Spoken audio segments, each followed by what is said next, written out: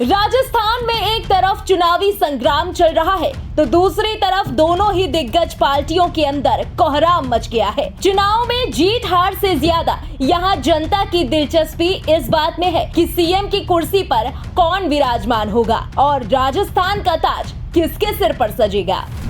राजस्थान में होगा किसका राज, किसके सर सजेगा सत्ता का ताज। वसुंधरा को मिलेगा सम्मान या गजेंद्र को कमान, गहलोत का होगा गुणगान या पायलट भरेंगे उड़ान।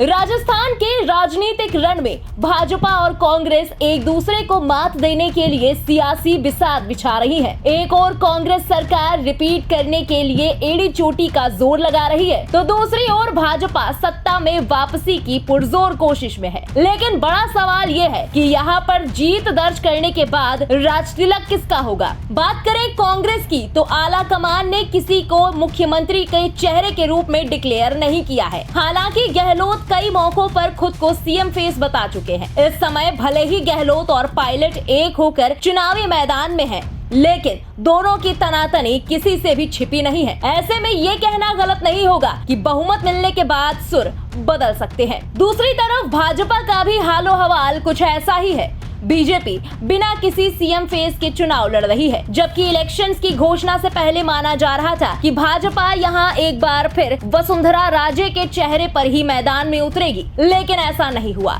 सूत्रों की माने तो पार्टी ने वसुंधरा के कई समर्थकों को टिकट भी नहीं दिया, जिससे अंदाजा लगाया जा सकता है कि आला कमान के मन में क्या चल रहा है।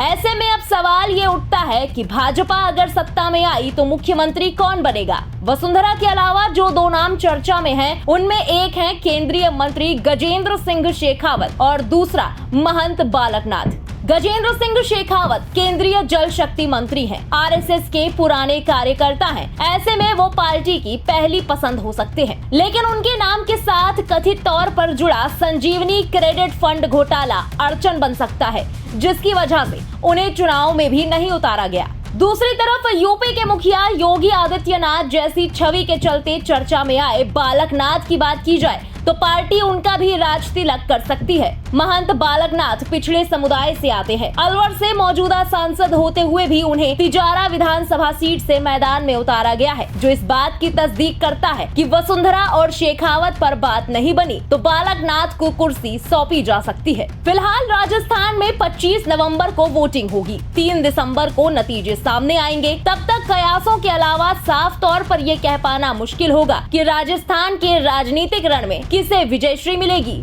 और किसे कुर्सी। ब्यूरो रिपोर्ट, इंडिया पब्लिक खबर। फिलहाल इस पूरी खबर के बारे में आपका क्या कहना है, कमेंट में लिखकर अपनी राय जरूर बताएं। देश और प्रदेश की तमाम बड़ी खबरों के अलावा 5 राज्यों के विधानसभा चुनाव से जुड़ी सभी लेटेस्ट अपडेट्स के लिए सब्सक्राइब करना ना भूलें इंडिया पब्लिक खबर के YouTube चैनल को और बेल आइकन दबाएं ताकि चैनल से जुड़ी सारी लेटेस्ट अपडेट्स आप तक वक्त से पहुंच पाएं।